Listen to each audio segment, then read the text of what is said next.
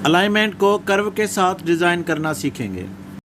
इस चैनल का मकसद आपके प्रोफेशनल लाइफ को इम्प्रूव करना है और आपके आने वाली मुश्किलातों को आसानी में तब्दील करना है। हमारी टीम का हिस्सा बनने के लिए आपका शुक्रिया।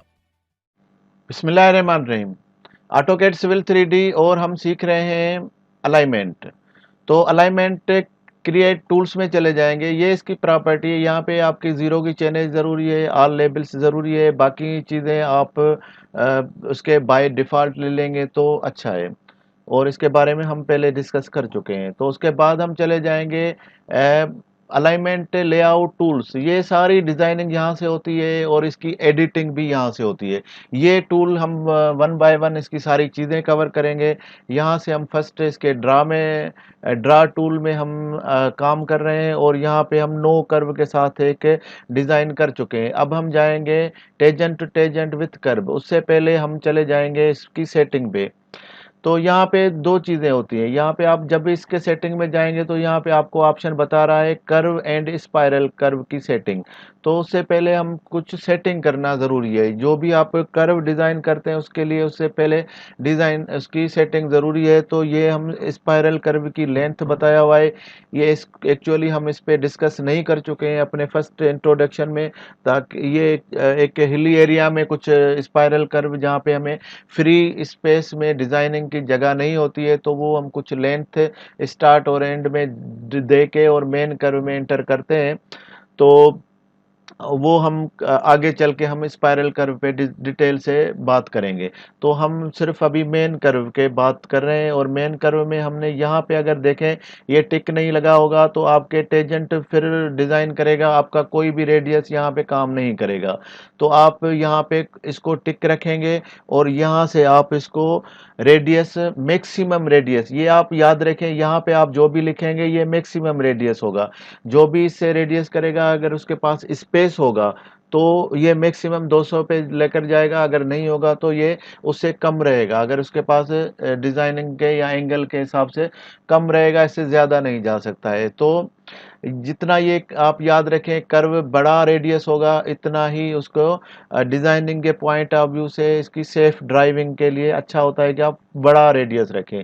लेकिन मैं 200 जो इसका डिफ़ॉल्ट है वो मैं ओके कर देता हूँ। अब चला जाऊँगा मैं tangent to tangent with curve option पे। जैसे ही मैं इसमें चला जाऊँगा तो यहाँ से मुझे पूछेगा स्टार्ट पॉइंट। ये मैंने स्टार्ट पॉइंट ले लिया है।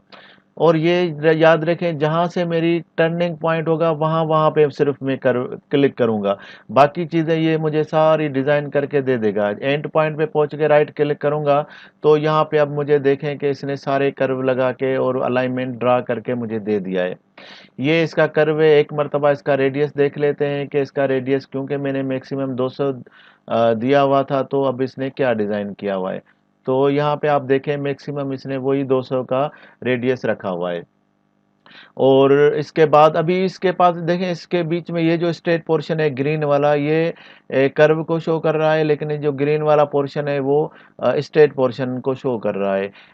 यहाँ पे आप देखें कि स्पेस है मेरे पास और ये कर्व इधर आ सकता है, इधर आ सकता है, लेकिन क्योंकि मैंने रेडियस 200 रखा हुआ था इसलिए मुझे इसने मैक्सिमम पे डिज़ाइन करके दे दिया है। अगर इसको अगर 200 पे नहीं रखें, यहाँ पे मैंने देखें डिफरेंट डिज़ाइन करके रखे हुए हैं। यहाँ पे मैंने 200 के हिसाब से इसकी 121 मीटर लेंथ बनती है, तो इसके बीच में हम और बढ़ जा सकते हैं। लेकिन अगर हम इसको और भी कम करें, यहाँ पे इस डिज़ाइन सेम पीआई पे मैंने 100 का रेडियस डिज़ाइन किया हुआ है, तो यहाँ पे देखें इसकी सिर्फ 60 मीटर की लेंथ बनती है और वो बहुत शार्प कर्व है। एकदम से आके फिर वापस मुझे कर्व से बाहर निकलना पड़ रहा है। लेकिन इसके बीच में स्ट्रेट पोर्शन में काफ़ी जगह बन रही है तो मैं इसका रेडियस चेंज कर सकता था। यहाँ पे मैंने देखे 500 मीटर के रेडियस के साथ भी मैंने डिज़ाइन किया है।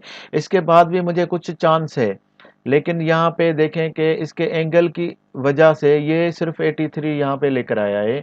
लेकिन यहाँ पे इसने 500 मीटर के रेडियस के हिसाब से मुझे कर्व डिज़ाइन करके दिया था और यहाँ पे मैंने इसको फ्री हैंड छोड़ा हुआ था 500 का रेडियस देके। तो उसकी जो भी क्राइटेरिया है उसने सारे देख के ही मुझे सारी डिज़ाइन करके दे दी है।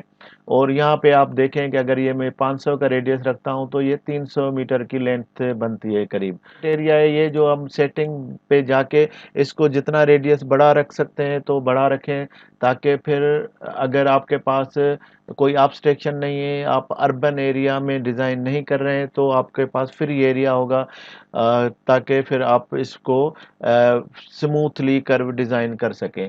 तो ये है इसकी कर्व की डिज़ाइन की सेटिंग, और इसको विथ कर्व कैसे सेट करें। आप सिर्फ स्टार्ट पॉइंट और वो पॉइंट क्लिक करेंगे जहाँ पे आप अलाइनमेंट को चेंज कर रहे हैं, जिसको हम पीआई बोलते हैं, पॉइंट ऑफ इंटरसेक्शन। तो मैंने सिर्फ स्टार्ट पॉइंट ले लिया, फिर पॉइंट ऑफ इंटरसेक्शन, फिर ये पॉइंट ऑफ इंटरसेक्शन और ये पॉइंट ऑफ इंटरसेक्शन।